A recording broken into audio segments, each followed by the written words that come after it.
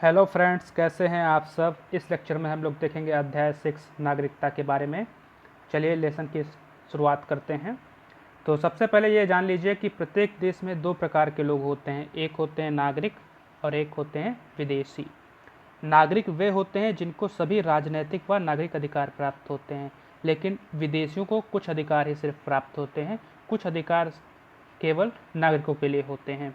और जो नागरिक होते हैं उनके कुछ कर्तव्य होते हैं, उनकी देश में संपूर्ण निष्ठा होती है, वे संविधान के मूल्यों के अनुसार चलते हैं। और जबकि निवासी जो होते हैं उनको कुछ ऐसे अधिकार नहीं प्राप्त होते हैं जो कि केवल नागरिकों को प्राप्त होते हैं। तो चलिए नागरिक के अधिकार देख लेते हैं कि कौन कौन से अधिकार सिर्फ नागरिकों को प्राप्त होते हैं।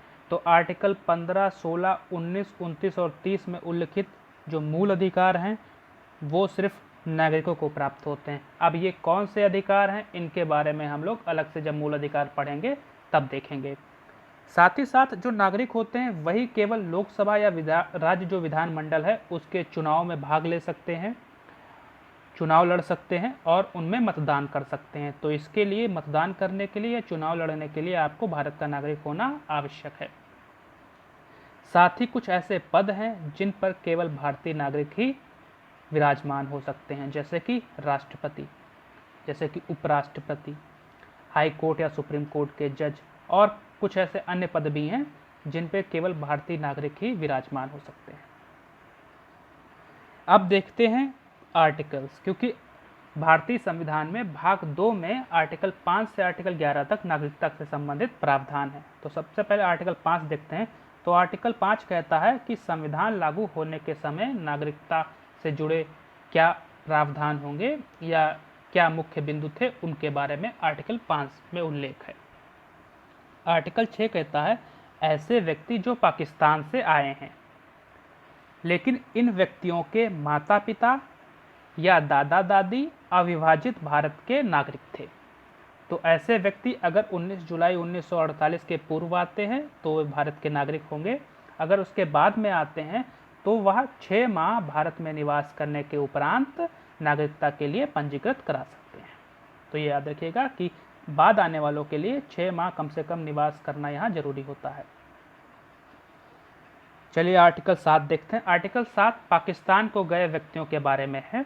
तो 1 मार्च 1947 से कट ऑफ डेट है, सो याद रखिएगा, के बाद में भारत से पाकिस्तान गए लेकिन फिर वापस आ गए, तो ऐसे व्यक्ति जो हैं वो 6 माह भारत में रहकर नागरिकता के लिए पंजीकृत करा सकते हैं। तो इसमें याद रखिएगा कि 1 मार्च 1947 के बाद गए पाकिस्तान, फिर वापस आ गए और उनको नागरिक के रूप में पंजीकृत होने के लिए कम से कम 6 माह रहना होगा।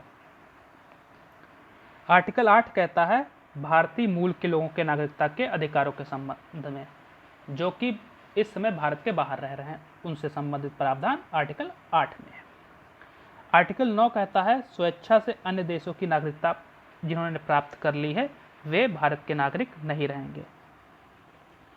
आर्टिकल 11 संसद द्वारा नागरिकता से संबंधित कानून बनाने की शक्ति को उल्लिखित करता है, अर्थात संसद को नागरिकता से जुड़े प्रावधानों को बनाने की, उनको लागू कराने की शक्ति प्राप्त है। यहाँ पे याद रखिएगा संसद ही नागरिकता से जुड़े कानून बनाती है और इसी आधार पे आप देखेंगे नागरिकता अधिनियम 1955 संसद ने बनाया है और उसमें समय समय पर संशोधन किए जाते रहे हैं और वही संशोधन है नागरिकता संशोधन अधिनियम 2019। चलिए अब देखते हैं नागरिकता अधिनियम 1955 के अनुसार नागरिकता का अर्जन। तो नागरिकता के अर्जन के लिए 5 शर्तें दी गई हैं नागरिकता अधिनियम 1955 में।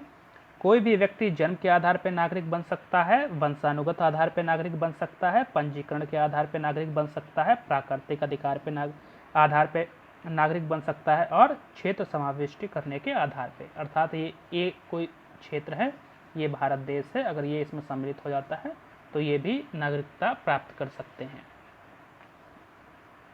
तो देखते हैं सबसे पहले जन्म से नागरिकता प्राप्त करने के प्रावधान। तो भारत में 26 जनवरी को या उसके बाद, परंतु 1 जुलाई 1947 से पूर्व जन्मा व्यक्ति अपने माता पिता की जन्म से राष्ट्रीयता के बावजूद, अर्थात 1 जुलाई 1947 से पूर्व जो जन्मा है भारत में, उसके लिए उसकी माता पिता की राष्ट्रीयता कुछ भी हो वो भारत का नागरिक बन सकता है, और 26 जनवरी 1950 या उसके बाद। लेकिन 1 जुलाई 1947 के बाद में व्यक्ति तभी नागरिक बनेगा जब उसके माता पिता में से एक कोई भारत का नागरिक हो। इसमें फिर एक संशोधन किया जाता है 2004 में, और 3 दिसंबर 2004 को कट ऑफ डेट नियुक्त की जाती है, और कहा जाता है कि इसके बाद में भारत में जन्मा कोई भी व्यक्ति तभी नागरिक भारत का बनेगा जब उसके माता पिता में से कोई एक या दोनों भारत के नागरिक हों, लेकिन दूसरा जो है वो अवैध अप्रवासी नहीं होना चाहिए, अवैध प्रवासी नहीं होना चाहिए। वंश के आधार पर अगर नागरिकता देखें तो इसमें कहा गया है कि 26 जनवरी 1950 और 1992 के बीच में, 10 दिसंबर 1992 के बीच में भारत के बाहर जन्मा कोई भी व्यक्ति नागरिक होगा यदि उसके पिता भारत के नागरिक हों। अर्थात अगर वो भारत से बाहर जन्मा भी है तब भी वो भारत का नागरिक हो जाएगा वंश के आधार पर, अगर उसके पिता भारत के नागरिक हों। फिर 3 दिसंबर 2004 में एक संशोधन किया जाता है, और 3 दिसंबर 2004 के बाद में एक शर्त लगाई जाती है कि जन्म के 1 वर्ष के भीतर ऐसे व्यक्तियों के माता पिता द्वारा भारतीय काउंसलेट में पंजीकरण कराना आवश्यक होता है, तभी वे नागरिक बन सकेंगे। अगर कोई बच्चा 3 दिसंबर 2004 के बाद में जन्म लेता है तो उसके माता पिता के लिए जरूरी है कि उसका 1 वर्ष के भीतर भारतीय काउंसलेट या भारतीय दूतावास में पंजीकरण अवश्य करा दिया जाए, अन्यथा वो भारतीय नागरिक बनने के पात्र नहीं रहेगा वंश के आधार पे। फिर पंजीकरण के द्वारा नागरिकता से संबंधित कुछ शर्तें हैं, जैसे कि अगर कोई 7 साल से भारत में रह रहा है तो वो पंजीकरण के आधार पर नागरिकता के लिए आवेदन कर सकता है। भारतीय मूल का कोई व्यक्ति है वो नागरिकता के लिए आवेदन कर सकता है। वह व्यक्ति जिसने भारतीय नागरिक से विवाह कर लिया है और कम से कम 7 वर्षों से भारत में रह रहा हो। भारत के नागरिकों के नाबालिग बच्चे भी पंजीकरण के द्वारा नागरिकता प्राप्त कर सकते हैं। अगला है प्राकृतिक रूप से नागरिकता प्राप्त करना। तो प्राकृतिक रूप से अगर नागरिकता प्राप्त करना है तो ऐसे व्यक्तियों को अवैध प्रवासी नहीं होना चाहिए, सबसे पहली शर्त है ये।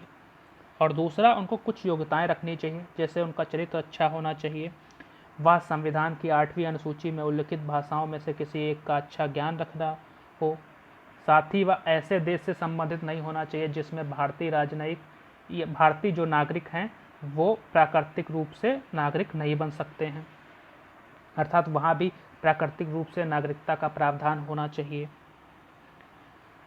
अगर वह किसी अन्य देश का नागरिक है तो अगर भारतीय नागरिकता के लिए आवेदन उसका स्वीकार हो जाता तो वहाँ नागरिकता छोड़ दे, ऐसा वो कहता हो।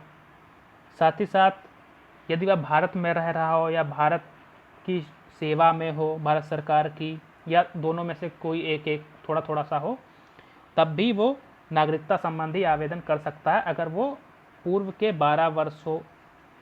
12 माह में भारत में रह रहा है, और भारत में 12 माह की अवधि से पूर्व भी वो 14 वर्षों में से 11 वर्ष भारत में रहा हो, तो ऐसा व्यक्ति भी प्राकृतिक रूप से अर्थात देशीकरण के माध्यम से भारत का नागरिक बन सकता है। क्षेत्र समाविष्टि के आधार पर अगर नागरिकता देखी जाए तो अगर किसी विदेशी क्षेत्र भारत का हिस्सा बनता है तो भारत सरकार उस क्षेत्र में रहने वाले नागरिकों को भारत का नागरिक घोषित कर सकती है। अब ये देखिएगा, यहाँ पे भारत सरकार को ये अधिकार प्राप्त है कि क्षेत्र समाविष्टि के माध्यम से वहाँ के व्यक्तियों को भारत का नागरिक घोषित कर सके। यहाँ पे संसद को नहीं प्राप्त है। तो अगर यहाँ पे लिख के आए कार्यपालिका क्या कर सकती है, क्षेत्र समाविष्टि के आधार पे नागरिकता घोषित, तो हाँ कर सकती है। कार्यपालिका मतलब भारत सरकार। इसी आधार पे जब पुडुचेरी भारत का हिस्सा बना था तो नागरिकता पुडुचेरी आदेश 1962 के माध्यम से वहाँ के व्यक्तियों को भारतीय नागरिक बनाया गया था। चलिए अब देखते हैं नागरिकता की समाप्ति। तो नागरिकता की समाप्ति के लिए 3 तरीके से प्रावधान किए गए हैं नागरिकता अधिनियम 1955 में। पहला है स्वैच्छिक त्याग। अगर कोई व्यक्ति अपनी इच्छा से नागरिकता का त्याग कर देता है तो वो भारत का नागरिक नहीं रहेगा। बर्खास्तगी के द्वारा अगर कोई व्यक्ति दूसरे देश की नागरिकता ग्रहण कर लेता है तो उससे वह भारत का नागरिक नहीं रहेगा। लेकिन इन दोनों पे रोक लगाई जा सकती है अगर भारत युद्ध में व्यस्त है, अगर उसमें युद्ध काल है तब ऐसे में सरकार इन पे रोक लगा सकती है। और तीसरी शर्त है वंचित करने से। अगर उसने फर्जी रूप में भारत की नागरिकता प्राप्त की है, या तो वो भारत से बाहर सामान्य रूप से 7 वर्षों से रह रहा है, या तो वह उसने संविधान के प्रति अनादर जताया है, या उसने